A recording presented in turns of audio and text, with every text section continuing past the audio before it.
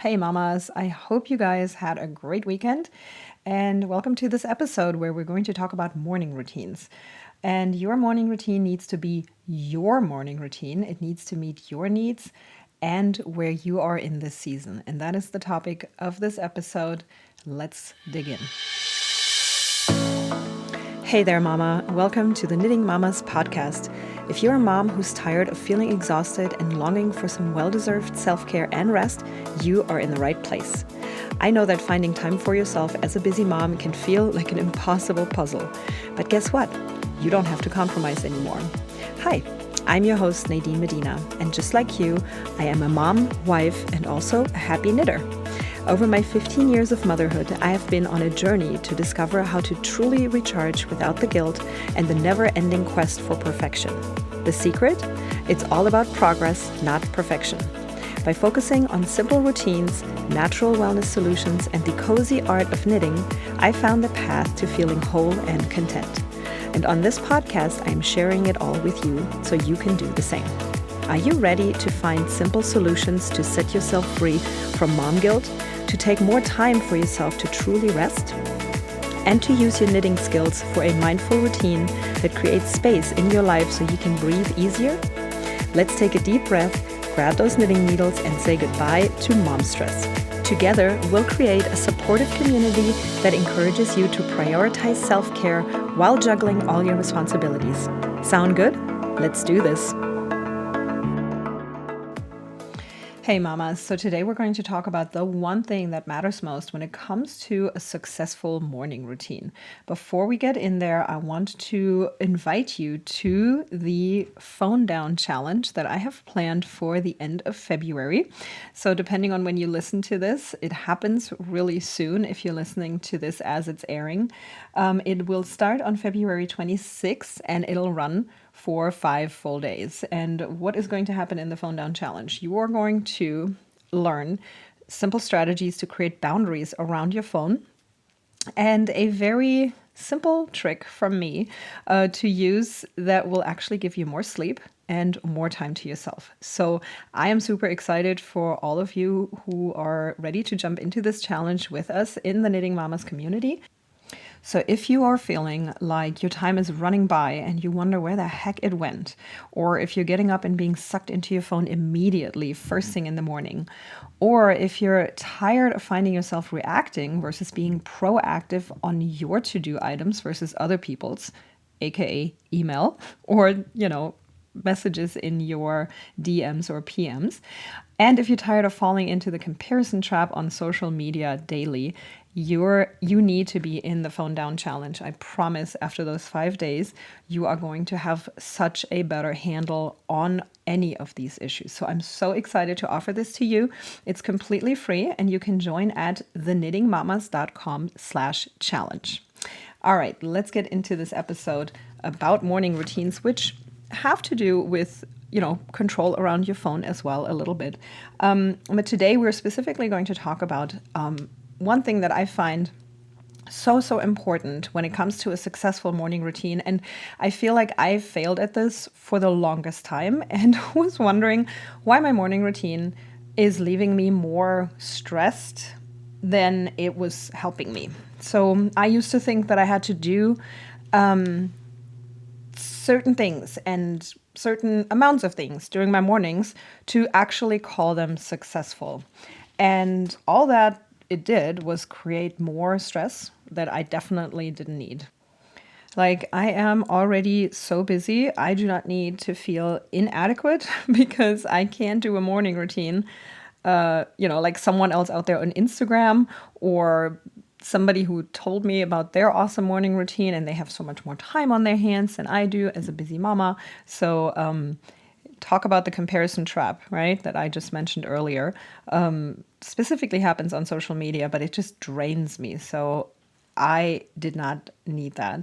I also used to use my morning routine to knock out some work way back years ago and then jump straight into my day. And I definitely don't recommend that because your morning needs to truly have one purpose, and that would be setting you up for a successful day on your terms, meaning to, fill it with things that actually make you feel calm, that make you feel like you're ready to tackle the day. Because otherwise you can just roll out of bed whenever, everybody needs to get out the door and you can just do your morning that way. You do not have to get up early just to create more stress. But I 100% believe that when you focus on what works for you, a morning routine will actually excite you. It'll come easily and it also will make you feel like you want to just jump out of bed and do the thing because it's that much fun. And I know a lot of people who are like, oh gosh, but I don't want to get up early and I don't want to do a morning routine. And I'm always thinking they must not have found the thing that actually brings them joy in the morning that makes it worth getting up earlier. Because once you find that, I promise you're going to do it. And it's just so much fun. So I have a couple of suggestions for you in this episode to get you started and truly make your morning routine your own. Okay, so number one, you might want to write these down because I also suggest to kind of journal these out a little bit and then also give it a little bit of a trial and error period so that you can really figure out what your thing is. But number one is to be clear about what you want to get out of your mornings. So jot some of these things down. Is it just to get some coffee in peace? That would take just a few minutes, right? Would you like to have some dishes and laundry taken care of? I find that really creates peace for me because I don't feel like I'm actually behind on my day as soon as it starts. Maybe it's some journaling. Maybe you want to take a little bit of a knitting session before everybody gets up, because that way you have quiet time. It's going to be relaxing. You can listen to whatever you want to listen to and not what everybody else does. And you can just take your time to, get a good chunk of your project done. Is it stretching? Do you feel like you want to work out in the morning so that you can get that out of the way? Sometimes, I feel like if I don't do that early in the day, it may not get done for the rest of the day because we just get so busy with other things. It might take the back burner. So this is a great thing to do in the morning routine as well. Or maybe a morning walk in the fresh air. That's definitely something that I love starting my days with because it just makes me feel awake and alive. And it's just great. So whatever makes you feel great, try to do that. Now, I have a word of caution here as well. I just gave you a bunch of examples and they all might sound great to you, but I would highly suggest not to overdo it, especially if you're not used to having a morning routine or anything that's like intentionally laid out. Because really, we all have a morning routine. It just may not be the most intentional one and it may not be something that's actually beneficial to you, but it's just stressing you out. So, don't overdo it in the beginning. Just pick one or two things at first, and then you can always go from there. Just find your favorites, see what works, try it out. Like I said, trial and error are big, big things when it comes to this. You won't hit it the first time or the first week, but just give yourself some time and figure out what works. But I do know that once you find that, you really are going to love your morning routine. Okay, number two. This is a pretty important one. Figure out how long whatever you pick to do would take. So I want you to be realistic. You need time to actually get out of bed, get yourself dressed, get ready. So be clear on how much time it's actually going to take you to do the things that you'd like to incorporate into your morning routine, and then set your alarm accordingly. So make sure you take your time and you actually have enough time to do that stuff. You can adjust this in increments. And I talked about that a little more deeply in the second episode of the Knitting Mamas podcast, where I gave you a really great tip to get more time for yourself in the morning. So go ahead and listen to that. I'm going to link it up in the show notes so it's easy for you to find. And number three, this is for some people a new concept really to think about when it comes to a morning routine, but adjust your evening routine to set yourself up for success. And what do I mean by that? So what you do in the evening 100% impacts how your mornings are going to go. And that can be, prepare what you're going to wear in the next morning. If you want to work out, have your workout clothes ready. I've actually even heard of people who literally like sleep in their workout clothes so that they can roll out of bed, put shoes on, and work out. And if you are somebody who is resistant to getting a regular workout in, that might be the way to go. Thankfully, I never had to do that, but I can actually see that working. Why not?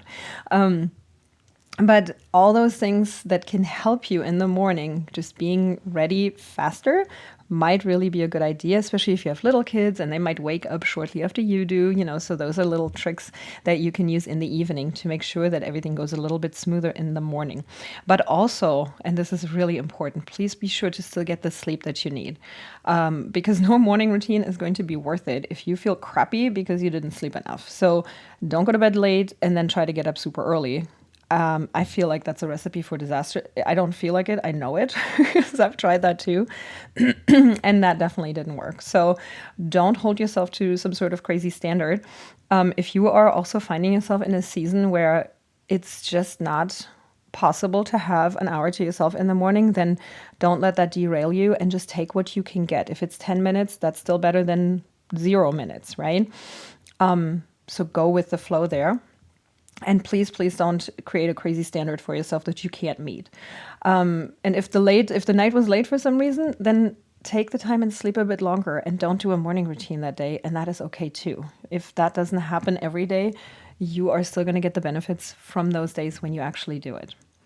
I also want you to remember that these routines will and are allowed to change.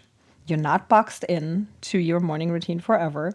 You do not have to think you're failing if your morning routine is not working one day, because the next day it might be working perfectly and you get everything done that you had planned. And on the next day, you barely get the dishes out of the dishwasher before everything else has to get started.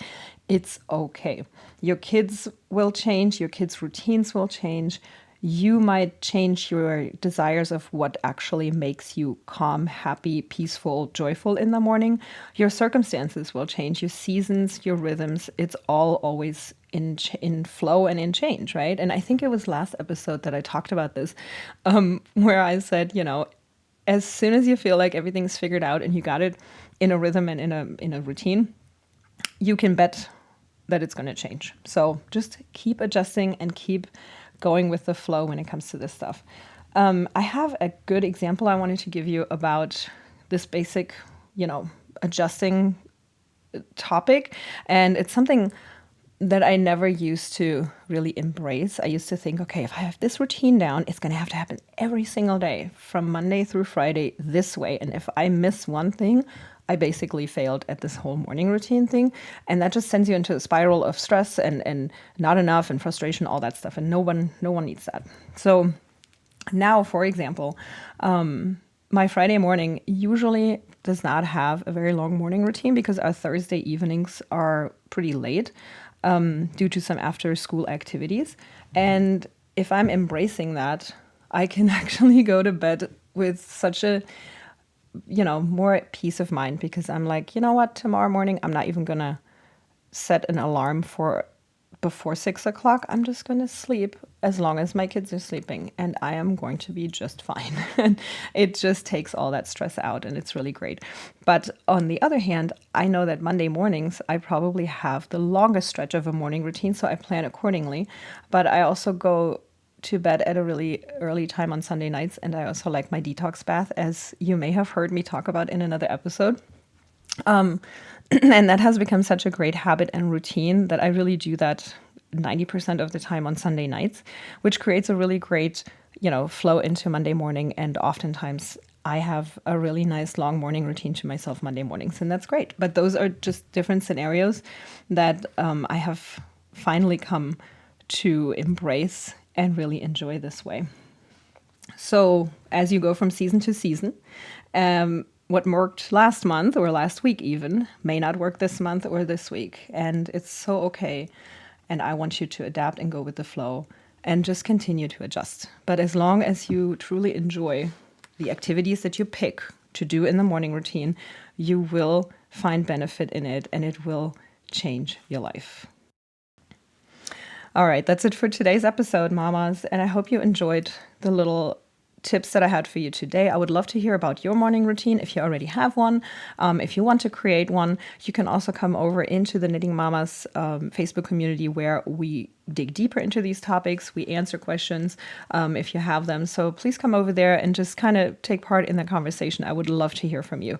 Again, the 5-day phone down challenge starts February 26th. We actually have another event before that on the 20th. We have our Knit and Chill Circle. If you want to participate in that, just get yourself in the group.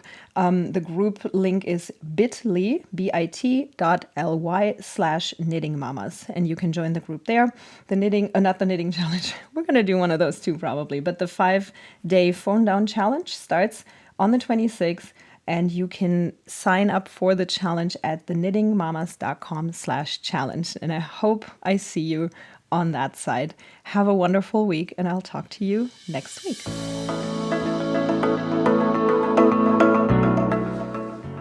Hey mama, I hope you've soaked up some great ideas from today's episode.